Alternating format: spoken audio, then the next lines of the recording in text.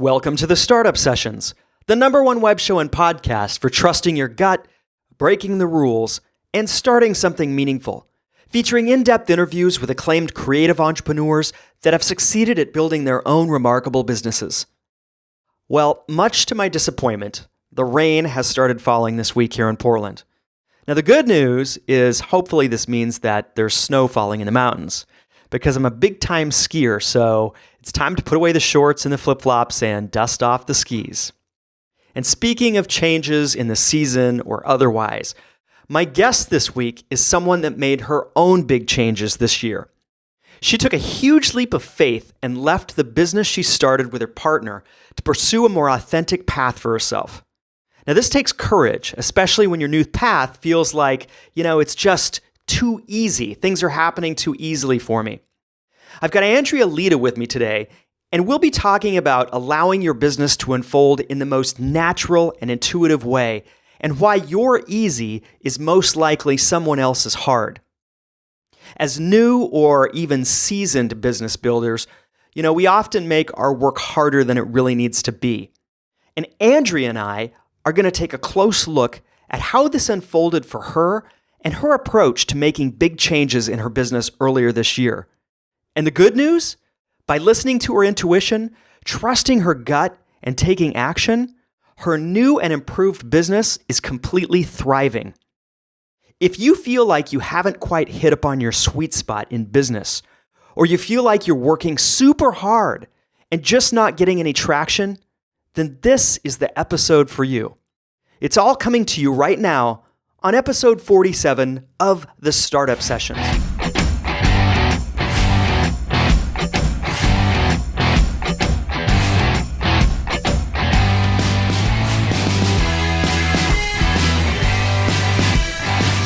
Hello, everyone. My guest today is someone that I've heard some amazing things about.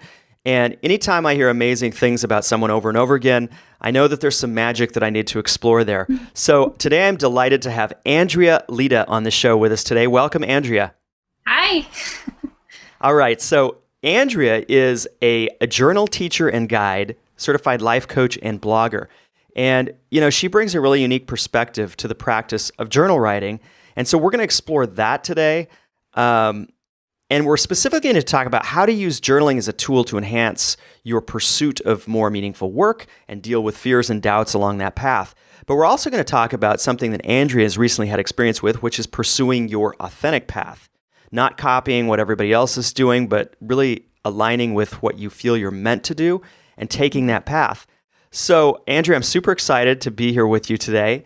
And I think first off, what I'd like to do, just so we can kick things off and let people get a taste of your work right away, what's the most powerful reason to journal?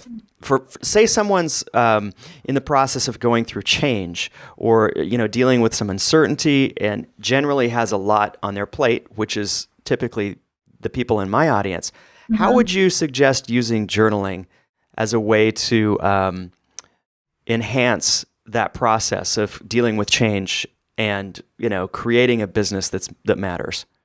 Sure. Yeah. Wow. Powerful question, right? It's like my $1 million question is, why do I choose journaling? I've been coaching and counseling for a long time now, quite a few years, and journaled on the side. I've been journaling since I was a kid, really. I'm so grateful. My mom bought me a journal when I was like 14, just a little middle schooler.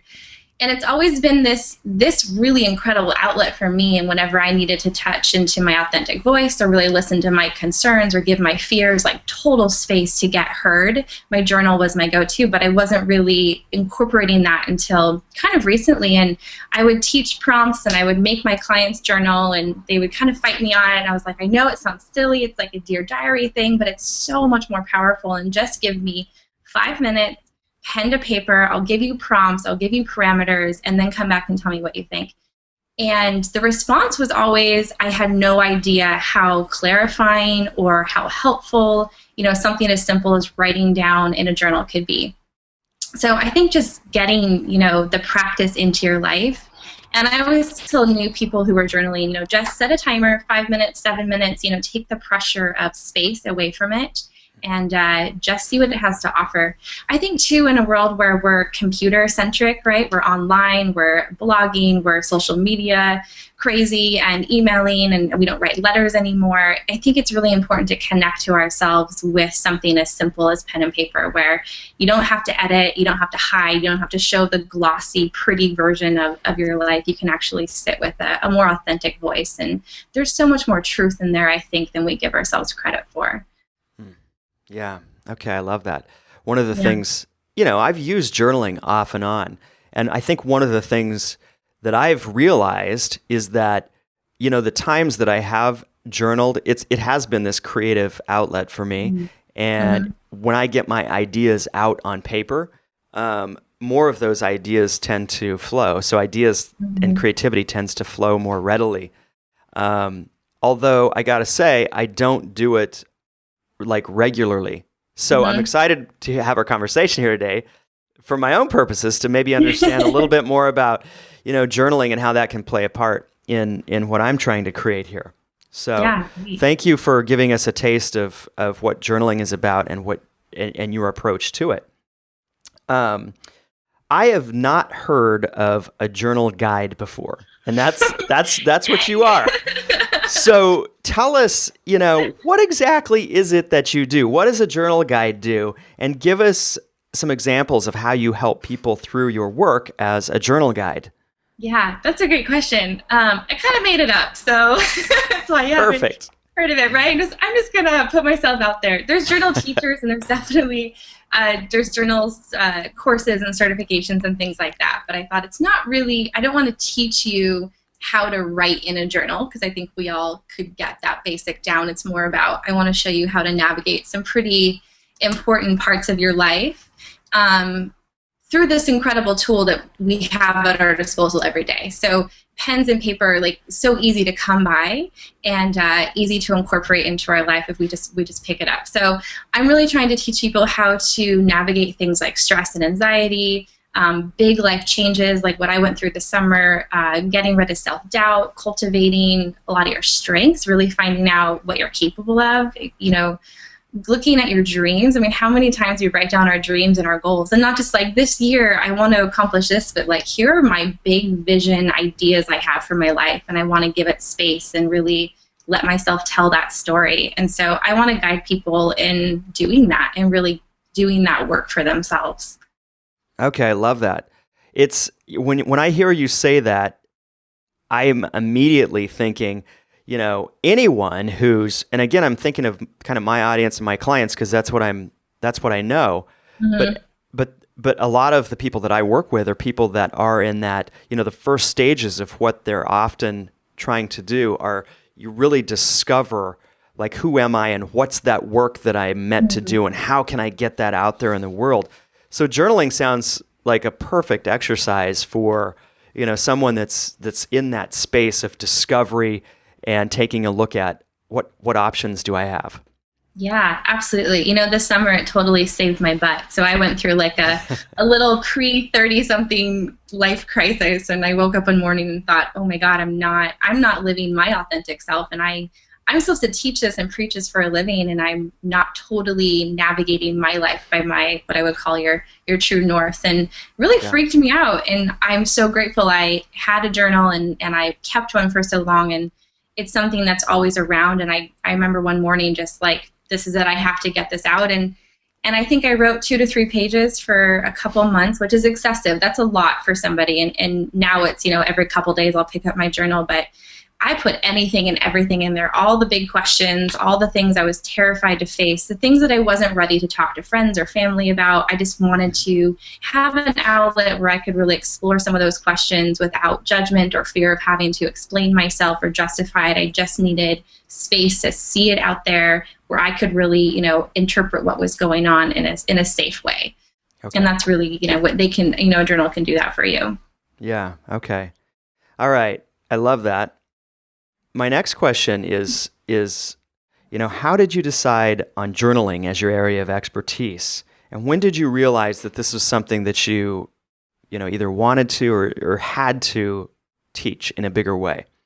Yeah, I love that question because it kind of comes in a series of waves. So, if my mom's a journal keeper and a journal maker, and I, like I said, she bought me my first journal when I was just a kid, and we've always shared this love for journal writing. And she got involved with these classes called Journal for the Self years ago, 4 or 5 years ago, and she would call me all the time, Andrea, you have to take this course or do this certification. I thought, oh yeah, whatever, like that sounds great, Mom, but I'm good, and she insisted, and so she and my dad gifted me this certification in Journal to the Self, which is a form of journal therapy, and it's like 18 different techniques that really get you out of just writing Dear Diary, essentially, and what we would call stream of consciousness, and really navigating some more intricate techniques in your journal, like letters and dialogues and lists and things like that. And I felt so guilty for so long because I had this certification and it was just sitting there, like I wasn't using it. And occasionally with a client, I'd pull out, a prompt or here, why don't you try this on? And then I thought, okay, I'll teach a class. That's what I'm certified to do. And the response in the class was really positive. And it was at a time when this was just in the spring, I was really looking to grab onto something more hardy for myself. And I love groups and I love working with groups of women. And so I thought, okay, I'm just going to finally do what I'm meant to do. I'll teach a class and I'll see what happens and I'll buy myself some time. And then after this summer, when I really decided I needed to branch out on my own and really launch a new chapter of my business, I was sitting at, I think, Starbucks, and I was like, I'm just going to get out of the house. I'm going to go with my journal and I'm going to free write. And nothing was coming. And I thought, I have to find the correlation. Like, why do people continue to come to me as a coach? And I was just writing words randomly all over this page, and I wrote the word journaling, which is so obvious, right? It's like under my nose the whole time. And I circled it, and I thought, oh my God, it's been here the whole time. This is it. Like, this is the connector piece. Every time I sit down with a client, they ask me, I heard that you can teach journaling. Can you tell me what to do or how to write? And friends would ask me, and I thought, I'm just going to put it on my name. I'm going to add it to my banner on my website and see what happens, see if I get inspired to write articles about this and it just sort of exploded. Like, the creativity just sort of unleashed. And I thought, oh my goodness, I had no idea that this was so important to me. I had no idea it was in my back pocket the whole time. Wow. I guess that's how it works, right? Well, yeah. I love that. It's interesting though, because I think a lot of us spend a lot of time and effort thinking and looking for and searching for that thing we think we're supposed to do, or oftentimes we're imitating even others or a certain style or framework that we think is going to bring us success, when so often that thing that we're supposed to really be teaching or doing is, like you said, in your back pocket, or it's like right there just below the surface. And so the process of finding that, I think it's easier for some people than others, but it's so often just like right there. And I love your story because you tapped into it. And now I'd love to hear, like, what's happened since spring, since you have tapped into this and like really identified it as like, this is the work that you're here to do right now. Like, what's happened in your life and in your business as a result of that? And what's started to flow for you? Yeah, so much has changed. I mean, so I was a partner in my partner's business, and we owned a fitness studio, and we still own it. And I had a coaching space in the back, and it's still there, and I still take clients. But I've been trying to make that industry fit me for 4 years, and it never quite fit just right. It was like it was just awkward. Like I would try and create programs or develop groups, and I would always feel like I had to justify like why I was doing this work out of a gym, because it doesn't totally go together. And I still believe in the work that we're doing there in coaching our clients, but there was something missing for me, this real healing, holistic component to my work that I've always really wanted to play with. And since sort of listening to that very doubtful voice that one June morning and just, I guess you could say I indulged in it a little bit, and I thought, okay, I'm just going to open this box and see what happens. And as a result, I separated myself from that business, terrified. I mean, that was our life. And like, as far as I knew, for the rest of our life, we were going to be in this business together. So the thought that I could even imagine like having this totally separate path was totally scary. But all of a sudden, community came forth, friends came forth. A good friend of mine who's a health coach said, I have an extra desk. Come share my space with me for the summer to see what it's like to be in a different environment. We're now renovating our spare room to be my office. My blog is just sort of all the pieces came together. I finally can go online to my website and be proud of every single thing I have on there. Everything from the colors and the fonts to the content I'm putting out and the media I'm creating. You know, I get up every day and it's not a struggle to fit my work into my life anymore. It just sort of works. Like, I'm just excited every day to do what I do. And I've been looking for that for so many years. And I think so many entrepreneurs, I think we make it so much harder than it needs to be, like you said, where it could be right under our nose and we're looking at all the success stories out there going, you know, when is it going to be my turn? And really you kind of just have to like put a block up and go, okay, it's not about them. What am I missing in my life that would make it more authentic? How would I, and you would know. I mean, you'll know when you're living from a more authentic place because it just feels right and it just fits and just flows. So good. I love that, and I love so much this conversation because it's like the mystery of being a solopreneur or entrepreneur. It's tapping into that something that is so you and so unique that it really allows everything else about you and your business to all of a sudden just explode onto the scene. Mm-hmm. And you know, it can be one of the most frustrating things if you haven't quite nailed it yet. But then when you do, it can be like a breath of fresh air, right? Just like, oh my gosh, why did I not bring this into my business and my life sooner? And I've countless stories, people I've talked to on this show and otherwise that, you know, have said, okay, finally, I'm going to try this thing. I'm going to do this thing, add this piece that feels like it's been missing. And almost always it has this huge ripple effect in all aspects of everything you're doing, your life, your health, your everything. So this is a cool story. I'm so excited to be having you share it with us today.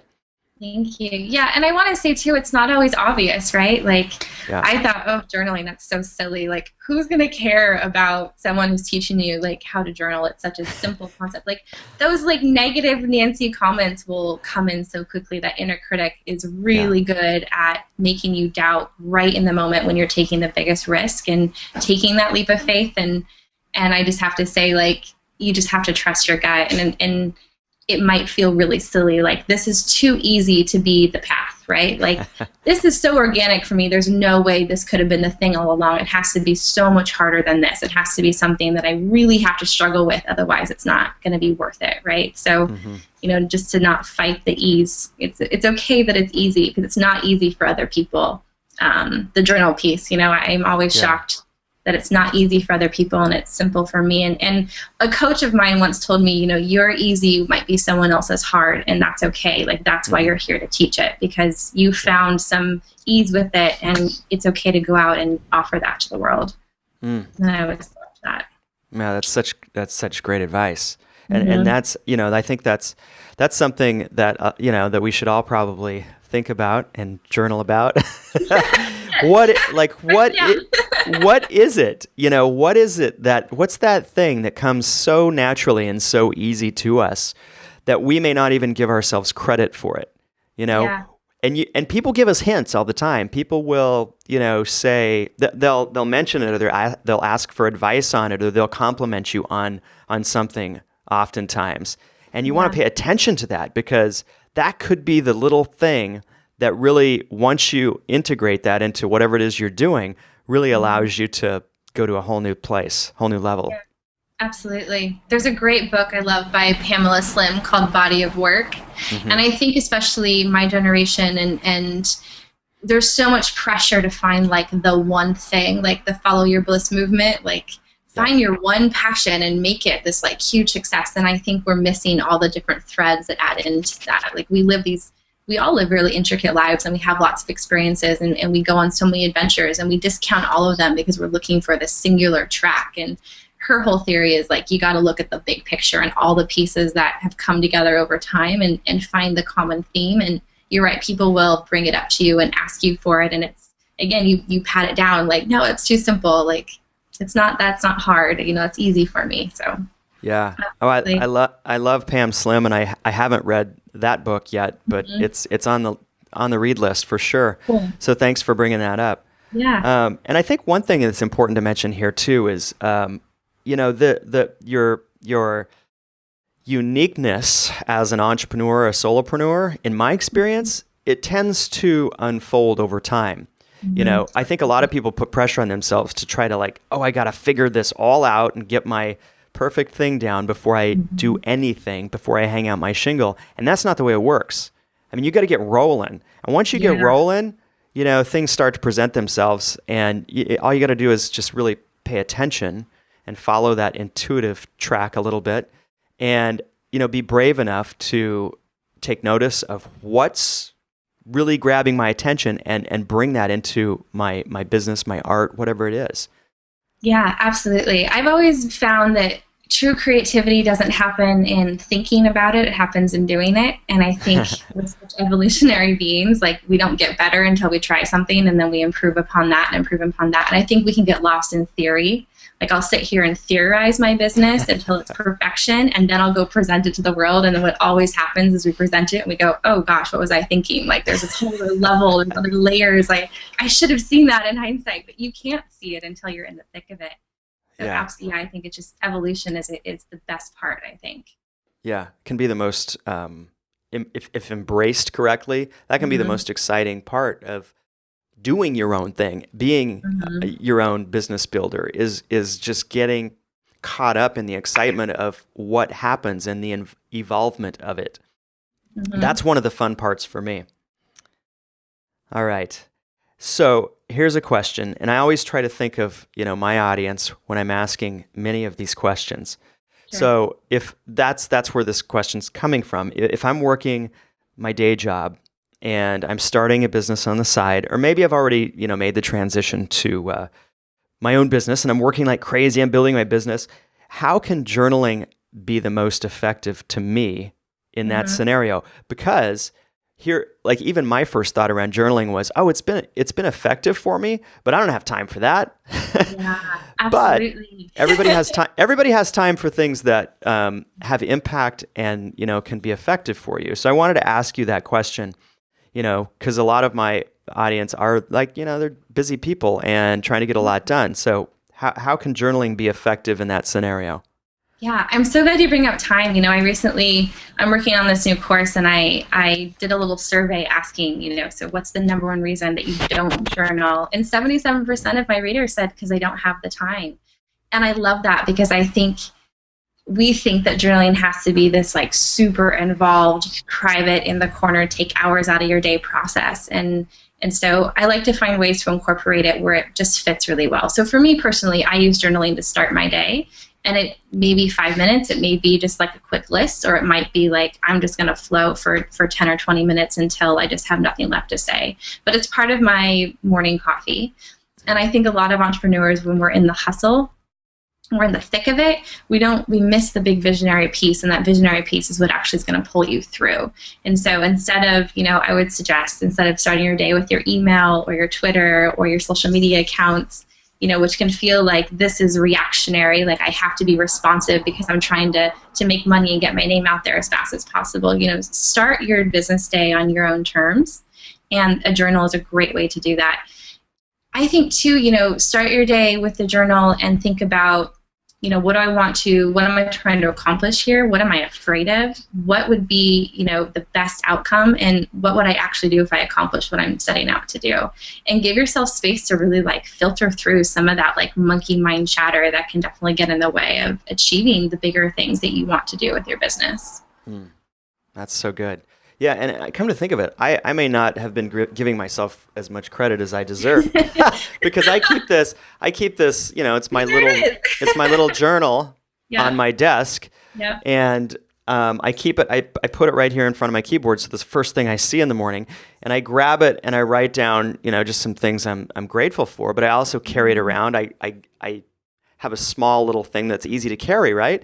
And I write down ideas in there all the time. And, I'll usually come and transcribe them and put them, other places digitally that make sense. But I have gotten into the habit, and maybe not even have recognized it, of really using this to just jot down ideas in and things that I'm grateful for, every day. So Yeah, that's so great. Yeah, yeah. So I guess I have been doing a little bit of journaling, just not in the way I thought, maybe journaling Yeah. was supposed to be. I guess it can fit. It can fit Yeah. in any way you want. That's a great, no, I love what you just said because the number one rule to journaling is that there are no rules. I mean, there can't be. Like, this is your head and this is your heart and these are your thoughts and your ideas. And there's Yeah. no room for rules or guidelines in there.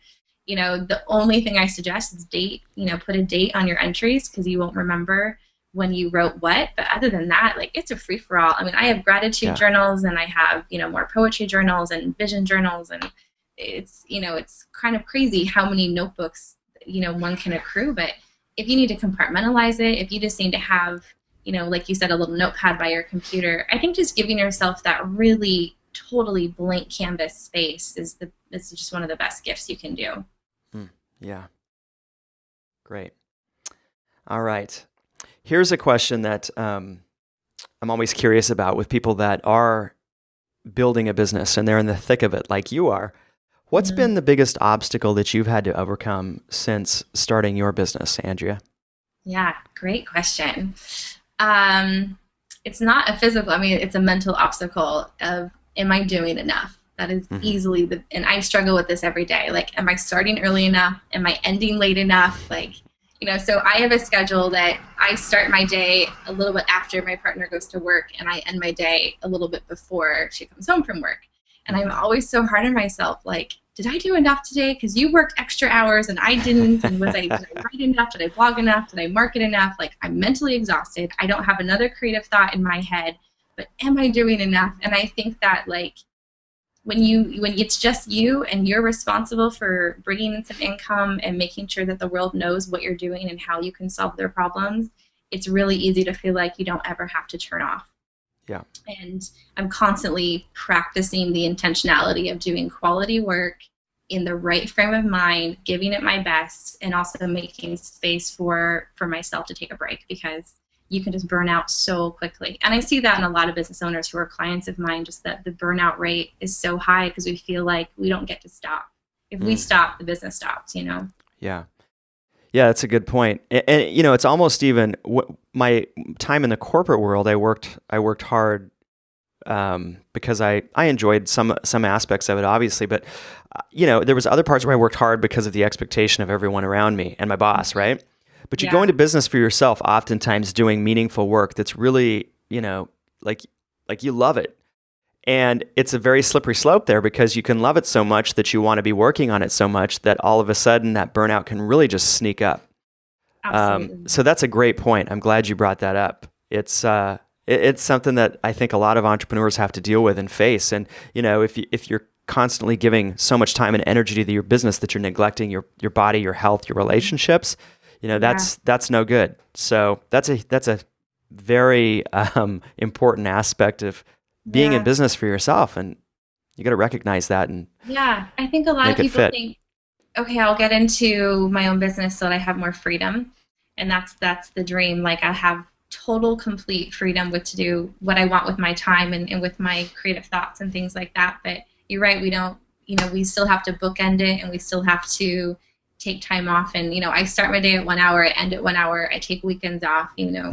I think I don't even know how many hours a week I work. I have no idea because I feel like if I'm awake, then I'm thinking and breathing business. Like, that's just what we do. And that's the beauty of it. When you get into work you love and it flows and it feeds you and it gives you that energy, I'm all for going for it then, but really building in those timeouts as well. Yeah. Yeah. Good. All right. Great stuff. All right, Andrea. Before we jump into the lightning round of questions, what's one final bit of wisdom that you would give to others that know that they've got something bigger to do, some greater gift to be giving the world through, it could be anything. It could be art. It could be a writer. It could be their own business of some sort. But you know what? They're just on the fence of not knowing whether to do it or not. What bit of advice would you give to someone that's in that situation? Such a good question. I fought being my own business owner for, 10 years, going back and forth. And ultimately it was at the end of my life, will I be content looking back knowing that I had this for lack of a better word, like music inside of me that I didn't let the world hear. And I thought, there's no way. I will regret it for the rest of my life if I don't at least give this a go. And it's okay that if I give this a go and it doesn't work, that's fine, because I will know that I put everything out there that I could, and I tried to create some value in the world and help somebody in some way. I believe, I'm a firm believer that if you have some talent, some voice to give, some creative expression, some means of making the world a better place, and you withhold that, I think you have a moral obligation not to. And I think it's just, we don't have time for that anymore. I think it's time to really put yourself out there. But on the other side of that, be prepared to work your butt off and be prepared to run up against mental roadblocks and times in your business when you question every single piece of it and wonder why you're not just getting a daily paycheck and why you can't just go work for someone else again. Because you'll wonder why you did this. But remembering that it's a huge gift, and I think every day, I don't ever want to take this for granted, and I have this time in my life to really make a go for it, and I'm going to do the absolute most I can to make that, a positive impact in the world. Great. Fantastic. Thank you for sharing that. Yeah. I want to move to the lightning round of questions. Sure. All right. Okay, I'm prepared. All right. Ready. Andrea, what's your most influential book right now? Oh, gosh. Okay, can I have two? Is that fair? Sure, we'll make an exception just for you. Okay, they're opposite books. So a book that has made the biggest impact on my work and just my personal life is The Gifts of Imperfection by Brené Brown. I think she's got her finger on the pulse. Incredible work she's doing, so authentic, and so if you want to talk about letting go of self-doubt and going for it, read her. As a business owner, the first business book I read was The Success Principles by Jack Canfield. And I think that's just a great foundation builder. It's one to have in your library for sure. Okay, great. Thank you. How about the best conference or industry event and why? Oh, that's a good question. I was in the fitness industry for many years, and so that was my point of reference. And there was one event, it was a mastermind group that we had with a couple mentor coaches that we were studying under, and we'd go 3 times a year and sit in a room with 50 other business owners. And I think anytime you can get in front of another business owner in the same industry or business owners of multiple industries, do it. It's just, you will never find more support than in a mastermind group. Great. I agree. Yeah. Most effective strategy for growing your business? Consistency. Definitely. I mean, there's going to be so many trends are going to come and go, social media, different marketing skills, direct mail, email, whatever it is, it's going to constantly be changing. But consistency, getting up every day and making sure that you're standing behind your brand. And I think when you come from an authentic place, it's hard not to be consistent because you're just being yourself. Yeah. So, consistency. Love that. Favorite business tool or resource? Books. Good old-fashioned books. I think you can get an incredible business degree in the business section of any bookstore. So read as much as you possibly can. Cool. All right. And my favorite question, what's the most recent exciting adventure you've had, or a favorite hobby, or some combination of those things? Yeah, well, my hobby and my business world collided, so it's all kind of jumbled into one right now. So I'm working on journal e-courses, and that's been a love affair for the last 6 months or so, and I have one that I've been putting my heart into as a result of what happened this summer and really branching out on my own. So putting all the finishing touches on that and just feeling like I'm really going to present this to the world, and that's been fun. Great. All right. Well, that leads right into the next question, and that's, tell us about what you're most excited about in your business right now. So it sounds like your course that you're working on is first and foremost top of mind. Tell us a little bit more about that. When's that going to come, and anything else that you're super excited about in your business right now? Yeah, sure. So the course is called Journal for Joy, and it's a 21-day. Love that. Yeah, love it, right? Simple. It's a 21-day e-course, so you get the whole course up front. It's journaling a prompt a day for 10 minutes for 21 days, completely inspired by my self-doubt breakdown/breakthrough this summer. So it's all about how to really maneuver in the world from a place of self-worth and cultivating our strengths and really coming from a place of trusting your intuition and embracing all the good stuff you have in your life. And I think that is the most effective strategy for letting go of self-doubt, and just sort of edging it out with all the positive things. So you would journal a prompt a day around one of those things: strength and intuition and faith and things like that. Okay. Wow, that sounds like a really cool course. And that's Yeah, coming up. definitely. That's going to be available when?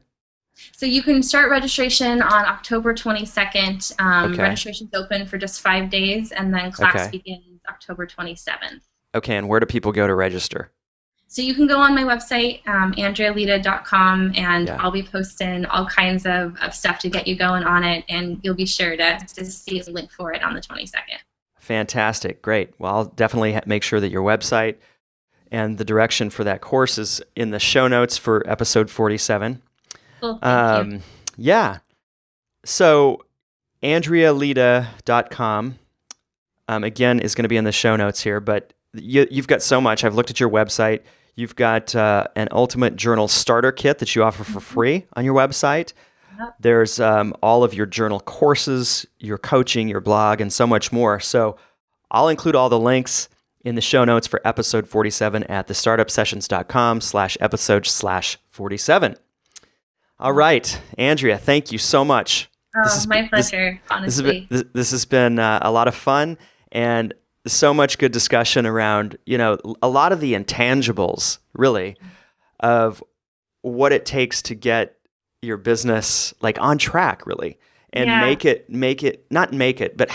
allow it to start working for you by Mhm. allowing who you really are to come into your business. So fascinating conversation with you today. Cool. Thank you so much. I really appreciate it. It's my pleasure. Yeah, absolutely. All right. Thank you, everyone, for listening and watching. We'll see you again next week on a brand new episode of the Startup Sessions. Take care. Bye-bye. Hey, it felt pretty good to realize that my form of journaling, which is basically just getting ideas out of my head and into my little red Moleskine, is perfectly useful. And it's funny, because I'd never really thought of this as journaling until my conversation with Andrea. I thought this discussion with Andrea was exceptionally well-timed, because I've had so many conversations with people lately who feel that what they're doing or what they're trying to accomplish isn't working, or it's just too hard. So my suggestion would be to use journaling, or even just a daily walk, to begin listening and watching for that thing that might already be in your back pocket, that if you infused it into your business, might really connect with people. That's what happened to Andrea when she trusted herself enough to bring something that she loved, journaling, front and center into her business, and that's made all the difference for her. And just remember that what's easy for you might be really hard for someone else. That thing you do that feels so natural is probably the thing that you discount and don't give yourself enough credit for. I want to challenge you this week to spend some time discovering what that might be and how you could make it a part of what you do and the story you tell. And do me a favor, either go to thestartupsessions.com and leave a comment on episode 47 about what you came up with, or even send me a personal email at michael@thestartupsessions.com. I love connecting with each and every one of you, and I'm curious what you have to say. Thanks for listening, have an amazing week, and live bravely. Hey, if you enjoyed this episode, be sure to head on over to thestartupsessions.com for a full recap of all our episodes, including links to amazing resources for each guest, thoughtful and provoking blog articles, and many other great resources. Thank you so much for listening and watching. And if today's guest can create a meaningful business and achieve a life of freedom through a business with soul, why can't you?